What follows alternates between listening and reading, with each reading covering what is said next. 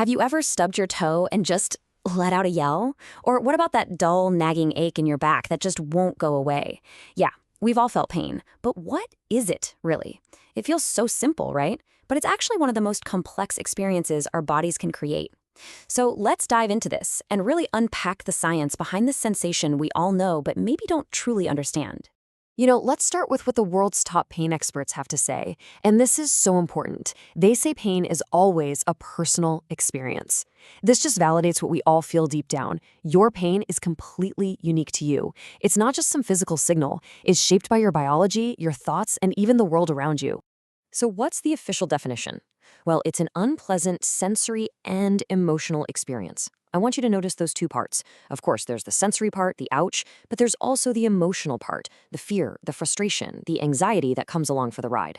And what's really fascinating is that last bit. It can be linked to potential damage, not just actual damage. That's a huge clue that pain is way more than just a simple reaction to getting hurt.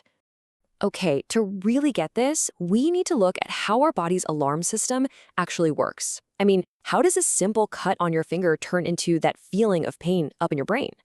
The best way to picture your nervous system is to think of it like a massive, super intricate electrical grid. Every single part of your body is wired up, so when there's a problem anywhere, that system sends an alarm signal straight to the central control room, which of course is your brain. And this is that journey broken down into 4 steps. It all starts with step 1, transduction. So you get an injury, that physical event gets converted into an electrical signal. Then comes conduction. That little electrical impulse zips along these specialized nerve wires toward the spinal cord. Next up, transmission. Think of the spinal cord as a relay station. It catches that signal and passes it on, sending it straight up to the brain. And finally, step 4, perception. Your brain gets the message, processes it, and goes, whoa, that's pain. And those special nerve endings that kick off this whole process, they have a name, nociceptors. Think of them as the tiny, microscopic smoke detectors of your body. They're not sensing normal touch or temperature. Nope, they are specifically designed to go off only when they detect something that could be harmful. So the signal reaches the brain and we feel pain. End of story, right? Not even close. This is where things get really fascinating, because the brain isn't just sitting there and listening. It actually talks back. Your brain is the master control center. It can send its own signals back down the spinal cord to change or modulate the incoming pain signals. It's almost like it has a volume knob for pain. I mean, think about an athlete who gets injured in the middle of a huge game but doesn't really feel how bad it is until it's all over. That's their brain turning the pain volume way, way down to focus. But under other circumstances, like when you're stressed or scared, it can crank that volume all the way up. And this whole modulation system helps explain why we have 2 very different kinds of pain. First, you have acute pain. This is your body's healthy, useful alarm. It's what tells you, hey, take your hand off that hot stove. It serves a purpose, and it goes away when the danger is gone. But then, you have chronic pain. This is when that alarm just keeps on ringing, long after the fire's out. The pain system itself becomes overly sensitive. It's no longer a helpful warning. The alarm system itself has become the problem. And when that system goes haywire, you can get some really strange and upsetting symptoms. One of them is called allodynia. This is when something that should feel totally harmless, I'm talking about the light brush of a bedsheet or even a gentle breeze, causes intense pain. It's like the wires have gotten crossed, and normal touch signals are being misinterpreted by the brain as dangerous.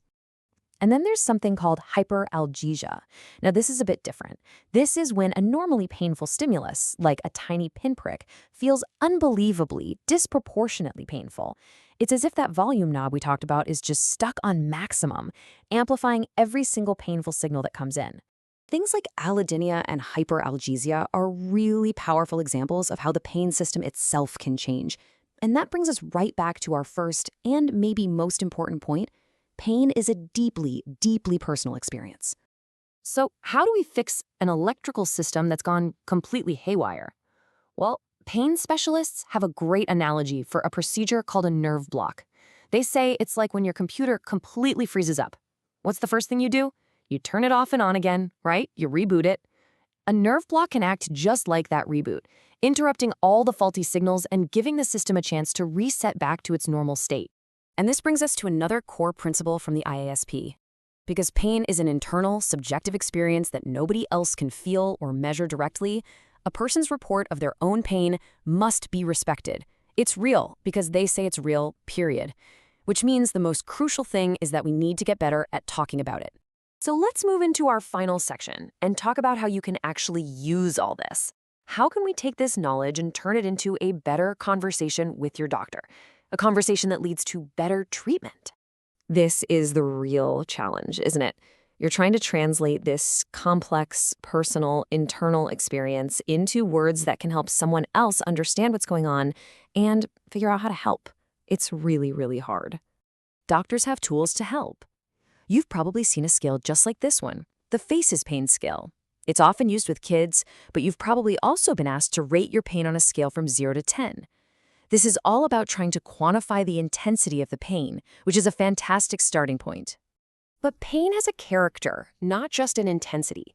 So next time you're asked, try to think beyond just the number. Try to find the word that really fits. Is it a dull, aching pain? That might suggest a muscle issue. Or is it more of a burning, shooting, or tingling pain? Those words often point towards nerve involvement. Using this kind of vocabulary can make a world of difference in your doctor's understanding. And that really is the key takeaway here. The journey to managing pain doesn't begin with a pill or a procedure. It starts with a conversation. The more clearly and accurately you can describe your own personal experience of pain, the better your healthcare team can help you. So I'm going to leave you with this thought. We're always looking for that magic bullet to treat pain. But what if the most powerful, most effective tool we have is actually just improving the way we talk about it? By understanding what pain is, we can find the right words, and honestly, that can change everything.